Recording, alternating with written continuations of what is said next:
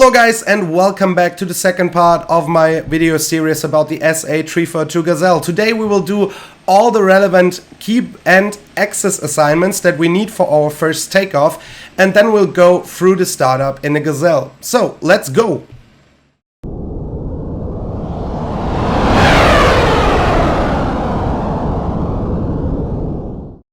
Welcome back to the cockpit. First of all, we want to assign our controls.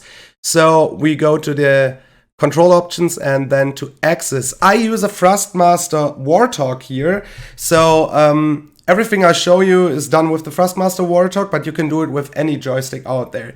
So what we need, first of all, sorry, I have it in German, but it's no problem, is your collective. So you need one access for the collective. The second one I use is for the fuel flow lever. I would really highly recommend to do this on an axis, but you can also do it with the mouse. And of course we need just have to look here, the cyclic nick. It's forward and aft, and the roll. I got it on the X axis. And if you want to, you can also adjust, if you have the Warthog, your TDC to slew left, right, and up and down. We will need it in a later part.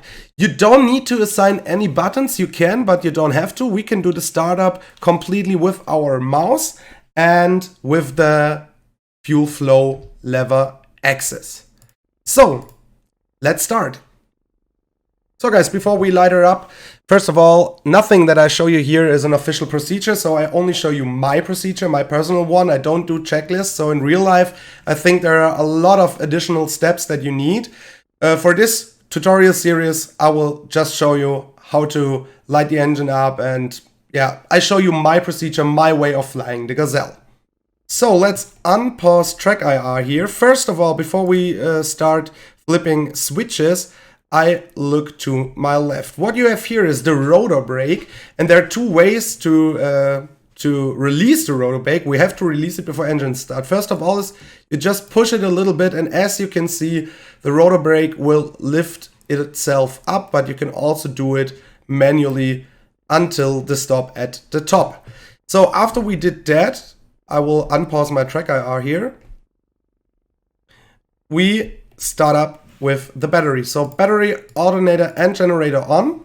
I'm waiting for the volts to be 26, around 26 volts, and there they are. And what I do here first, before I start the engine or anything, I will start my radios. It depends on the mission that you're flying. In some missions you first have to call for the startup.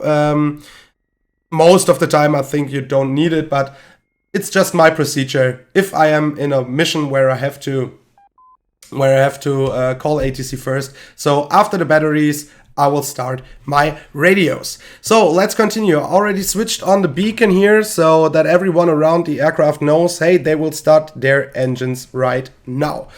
So before we start the engine, we will take a look to the left. It's really important that the fuel flow lever is at idle, so fully back. I have it on my axis as I show you, so fully back will be this position. So after that, we can go to the panel here and we start our fuel pump. And now we start the stopwatch and wait at least 30 seconds. And there they are. And now you just have to put the starter in on. We see start, idle, and we hear the engine as it starts up. And as you can see, the long needle is the engine or turbine RPM, and the inner one is the rotor RPM. And the rotor RPM is at 0. And if we take a look, if we look, the rotor is still not moving.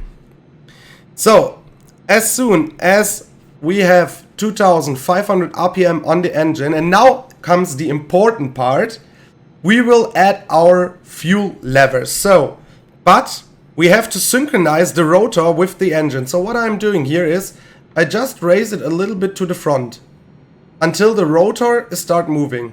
You see how slowly I do it? Just be very careful and gentle. Now it's moving. And now I am waiting until the rotor will be the same RPM as the turbine. Don't move the lever forward until both needles are synchronized. If you do it, you will blow up your engine and the helicopter is damaged.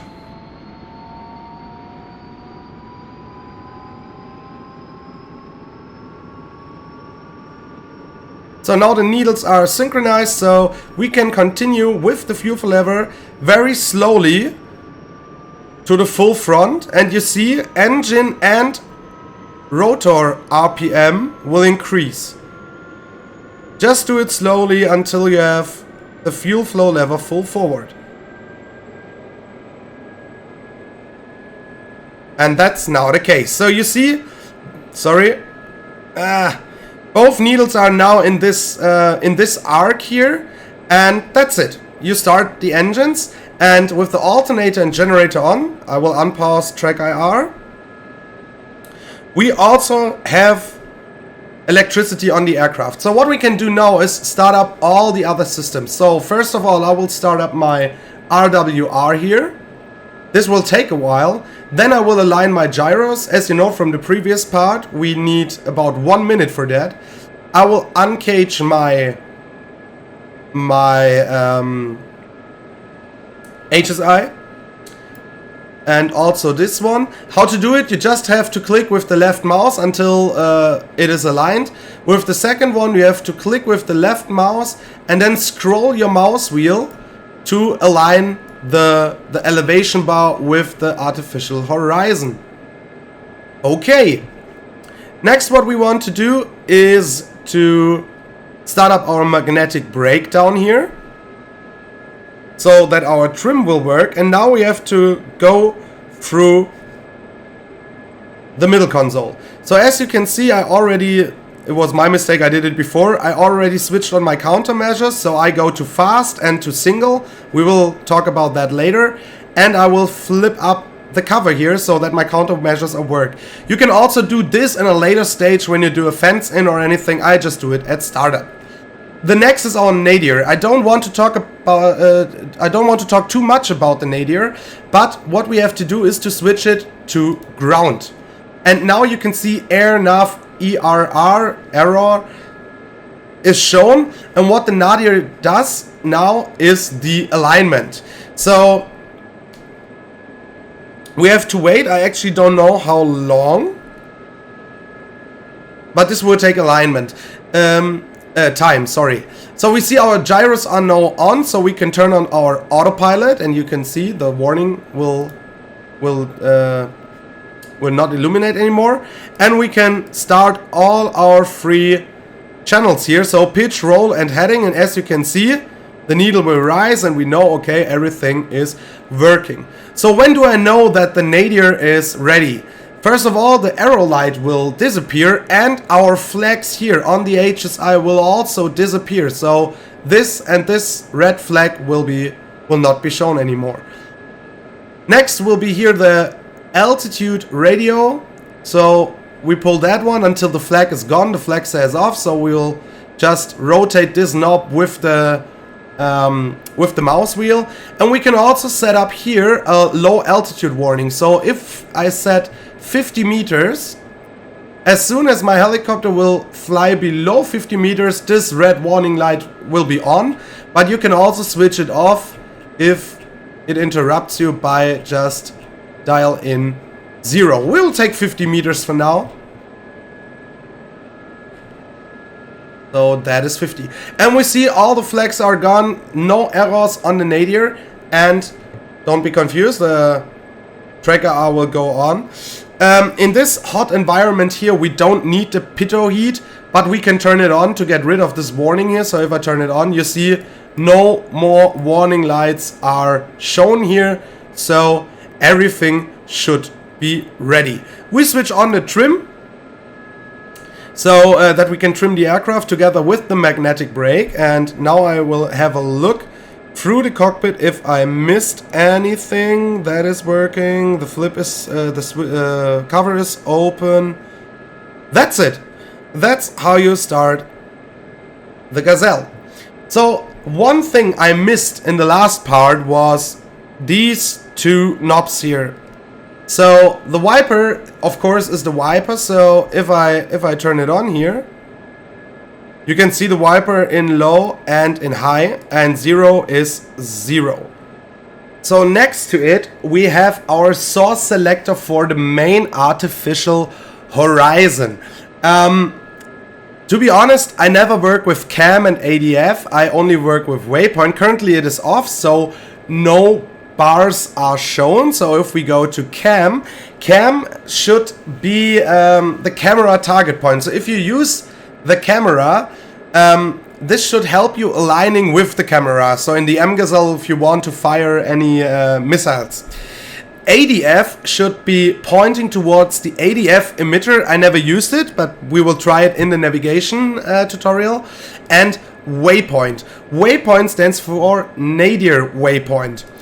To be honest, normally I think waypoint should point towards the nadir waypoint, but waypoint is used to find your hover position. So if you fly and you keep those needles in the middle, your helicopter will be steady.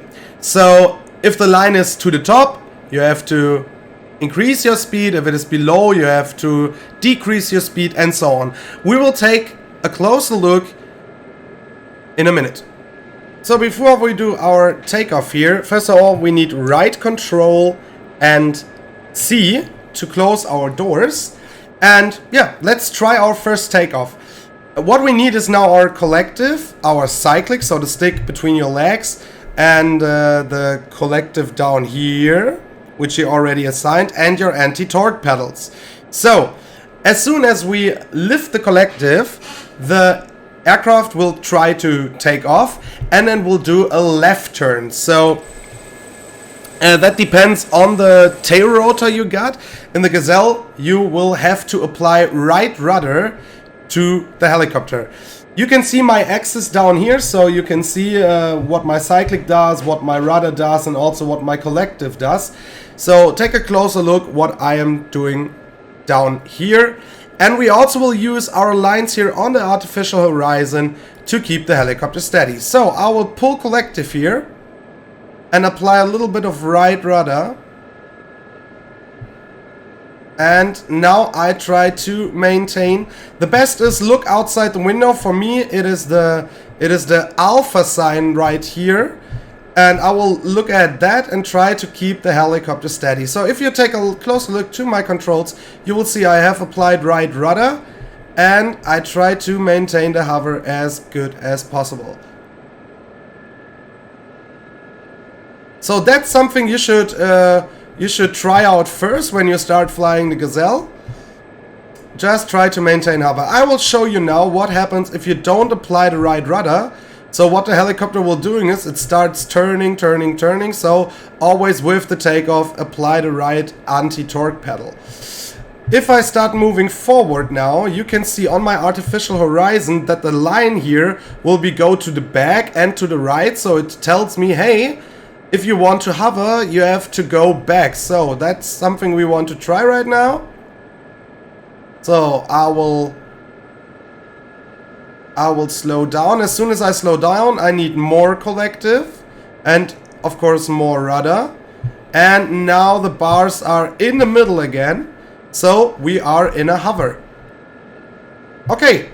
So I think that's enough for the startup and takeoff part. We will land the aircraft again on our helipad, and I hope to see you guys in the next part.